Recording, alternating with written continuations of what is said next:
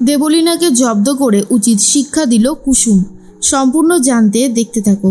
গল্পের শুরুতেই দেখা যায় দেবলীনা গাঙ্গুলি পরিবারের বিজনেস শেষ করার জন্য উঠে পড়ে লেগেছে, কিন্তু দেবীমা উল্টো চাল চেলে দেয়, আর সেই জন্য দেবলীনা একেবারে কুপোকাত হয়ে যায়। দেবলীনার কাছে ফোন করে ইনভেস্টররা আর বলে, ম্যাডাম, আমরা আজই আপনার কোম্পানিতে আর কোনো ইনভেস্ট করার সিদ্ধান্ত নিচ্ছি না। আমরা আপনার সাথে কোনো রকমের ব্যবসায়িক সূত্রে আর থাকতে চাই না, কোনো রকমের কোনো ইনভেস্টমেন্ট করব না। আর এটা শোনার পর দেবলীনা পুরোপুরি অবাক হয়ে যায় আর বলে, কেন আপনারা আবার হঠাৎ করে এই সিদ্ধান্ত নিচ্ছেন কেন? আরে দেখুন, আমার কোম্পানি তো আপনারা লাভবানই হচ্ছেন। কিন্তু ইনভেস্টররা বলে, না ম্যাডাম, আপনি যেভাবে সবটা শুরু করেছেন, ইন্দ্রাণী গাঙ্গুলির বিজনেসেও আমরা অনেক টাকা ইনভেস্ট করি, কিন্তু আপনি ইচ্ছে করে এটা নষ্ট করতে চেয়েছেন। তাই আমরা আজকে থেকে সিদ্ধান্ত নিলাম, আমরা কেউই আপনার বিজনেসে টাকা দেব না। এরপরে দেবলীনা ফোনটা কেটে দেয়। তখনই আরেকজন ইনভেস্টর ফোন করে আর সেম একই কথাই বলে যে আমরা আপনার বিজনেসে কোনো টাকা দেব না। দেবলীনা বলে, দেবেন না ঠিক আছে, কিন্তু আমার কোম্পানিতে অনেকেই টাকা দেওয়ার জন্য বসে থাকে, সেটা হয়তো আপনারা জানেন না।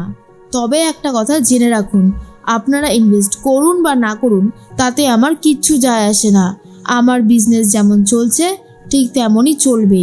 এই বলেই ফোনটা কেটে দেয়। তখন দেবলীনা ভাবে, আমাকে ইচ্ছে করে ফাঁসানো তো। এরপর ইন্দ্রাণী গাঙ্গুলি বুঝবে আমি ঠিক কী জিনিস। এরপর দেবলীনা একজন নিউজ রিপোর্টারকে ফোন করে আর বলে, আমার উপকার নিশ্চয়ই তোমার মনে আছে। তখন সে বলে, হ্যাঁ ম্যাডাম, মনে থাকবে না আবার? আমি তো আপনার কেনা গোলাম, আপনার বলুন কি লাগবে। এরপর দেবলীনা বলে, কালকে খবরের কাগজের ফ্রন্ট পেজে ইন্দ্রাণী গাঙ্গুলিকে নিয়ে সমালোচনার ঝড় উঠবে, আর তুমি কি লিখবে সেটা তুমি ঠিক করে নাও, টপিকটা আমি বলে দিলাম।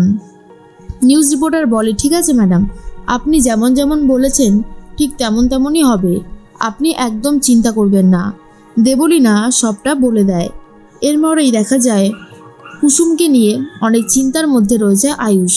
কুসুমকে খুঁজতে যাবে বলে ঠিক করেছিল আয়ুষ, কিন্তু ইন্দ্রাণী গাঙ্গুলি বারণ করে দেয় আর বলে, এখন কুসুমকে খুঁজতে যাওয়ার কোনো দরকার নেই। আয়ুষ বলে, মা তুমি সব কী বলছো? কুসুম আমাদের বাড়ির জন্য, এই পরিবারের জন্য, ব্যবসার জন্য কম কিছু করেছে? ও কত কিছু করেছে বলো তো, তারপরেও তুমি বলছো কুসুমকে খুঁজতে যাব না? এরপর ইন্দ্রাণী বলে, কুসুম কাল সকালেই চলে আসবে, তুমি কুসুমকে নিয়ে এত ভেবো না।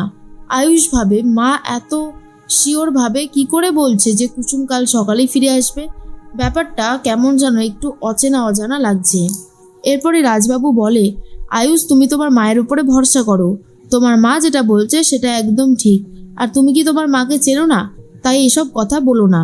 এরপরেই দেখা যায় যে দেবলীনা নিজে ভাবে এইবারে খবরের কাগজ নিয়ে ইন্দ্রাণী গাঙ্গুলিকে অসম্মান করতে যাবে।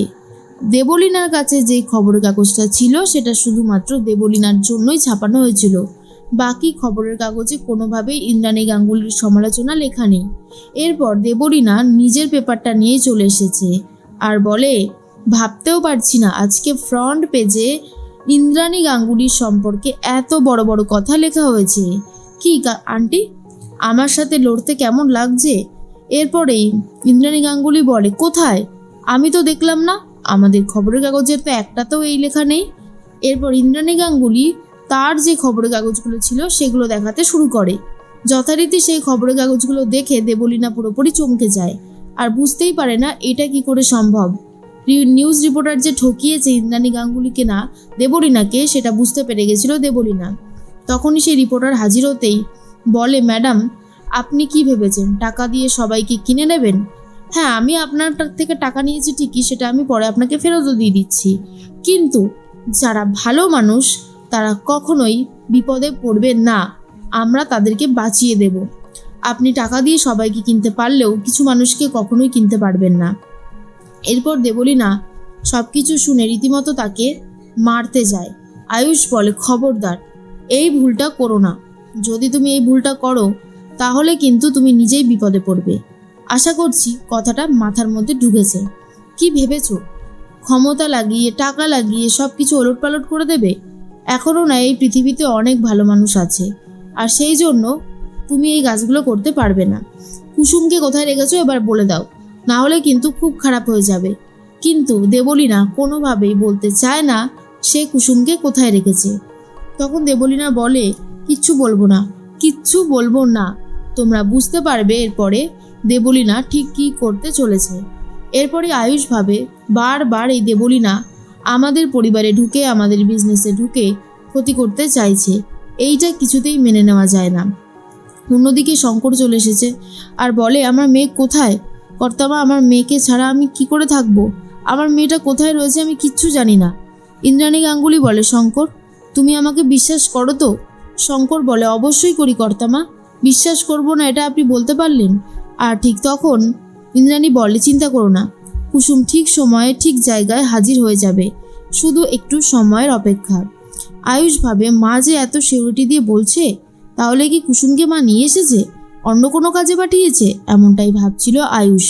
তার মধ্যেই ঈশান বলে, এই শোনো দেবলীনা, অনেক হয়ে গেছে, প্লিজ তুমি এবারে যাও। তোমাকে আমরা কেউই আর সহ্য করতে পারছি না, জাস্ট সহ্য করতে পারছি না, বেরিয়ে যাও। এরপর দেবলীনা বলে, এত অপমান তো ছাড়বো না, কাউকে ছাড়বো না। আয়ুষ বলে, কাকে ছেড়েছো তুমি? বারবার আমাদের পরিবারে এসে এইরকমভাবে কাজবাজ করছো, কি ভেবেছো এরকমভাবে করে পার পেয়ে যাবে? একদিন তোমার এই অপরাধ এমন জায়গায় পৌঁছবে যেদিন তুমি আর জেল থেকে বেরোতেই পারবে না। তারপরেই দেবলীনা বেরিয়ে যায়। আর অন্যদিকে আয়ুষ তখন ভাবে, সত্যি কথা, কুসুমকে যতক্ষণ না দেখতে পাচ্ছি ততক্ষণ আমার মোটেই ভালো লাগছে না। কখন যে কুসুম আসবে সেই জন্যই অপেক্ষা করছি। এরপরেই দেবলীনা ভাবে, বারবার ইন্দ্রাণী গাঙ্গুলিকে আর গাঙ্গুলি পরিবারকে বিপদে ফেলতে গিয়েও আমি পাচ্ছি না, সব কিছু নষ্ট হয়ে যাচ্ছে। আর ইন্দ্রাণী ম্যাডাম ঠিক আমাকে কোনো না কোনোভাবে চাল দিয়ে দিচ্ছে, এমনটাই ভাবছিল দেবলীনা। কিন্তু আয়ুষ আর কুসুমকে এক করতে এরপর মরিয়া হয়ে ওঠে ঈশান। কারণ কুসুম যে ঈশানের ভালোবাসা, আয়ুষের ভালোবাসা, সেটা খুব ভালো মতনই জানতো। অন্যদিকে কুসুম ফিরে আসতেই আয়ুষ একটা চাল চালে আর বলে, সেদিন যে মেয়েটা চোখ দুটো দিয়ে আমাদেরকে বাঁচিয়েছে, আমি আজকে তার সাথে দেখা করতে যাব। এটা শোনার পরে কুসুম অবাক হয়ে যায় আর ভাবে, কিন্তু সেই চোখ দুটো তো আমার ছিল, কে এইভাবে ছোট স্যারকে ঠকাচ্ছে? জানতে আমাকে হবেই। আসলে আয়ুষ সবটাই জানে, কিন্তু কুসুমকে জেলাসে ফিল করানোর জন্যই এই উপায়টা বার করেছে।